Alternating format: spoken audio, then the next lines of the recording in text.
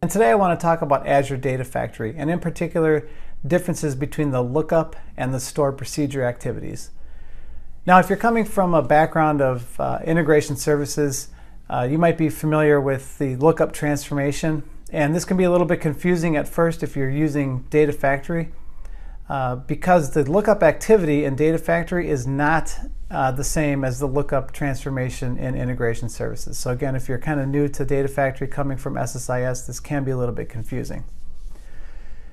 The lookup activity in Azure Data Factory is used for returning a data set to a Data Factory.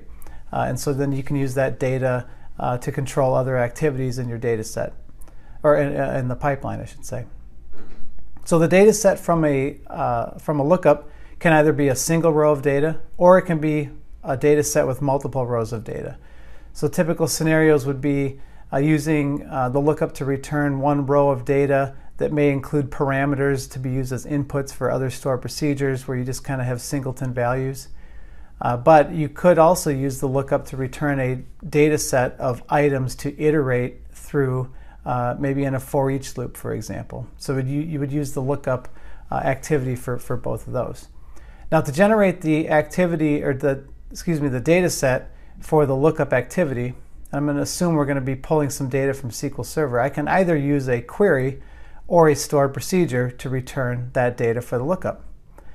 So if I'm using the stored procedure in the lookup, why would I not use the stored procedure activity?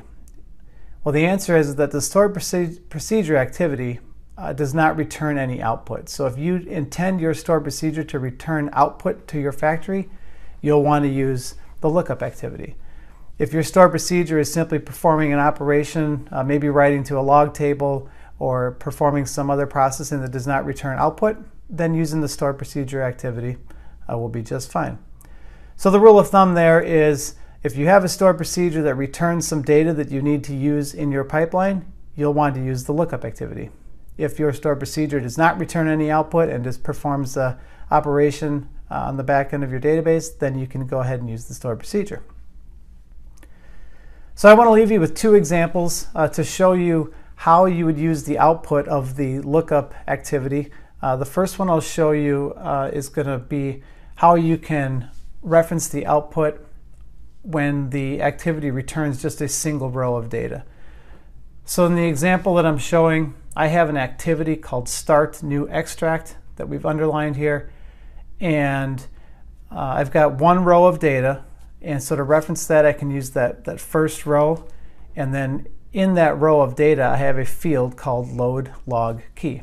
So this particular syntax was used as input for a parameter for another step in my pipeline or activity in my pipeline, and so this is how I can reference the output of a stored procedure that has returned one row of data. The next example I want to show you is how I can use the output of a stored procedure that returns multiple rows of data, and what I'm showing here is using this data set as the list of items to loop through in a for each loop. So the syntax is a little bit different here. In this case, I have an activity that I called Get GUIDs to Process, and that returns a list of IDs that I want to loop through in a for each loop. And so I can do that by referencing the activity name and then the .output.value, and that value then is the entire data set, and then I can later on reference specific rows or columns. I hope you found this information useful. If you have any questions about Azure Data Factory or how your organization can use Azure, please reach out to us and let us know. Thanks for watching.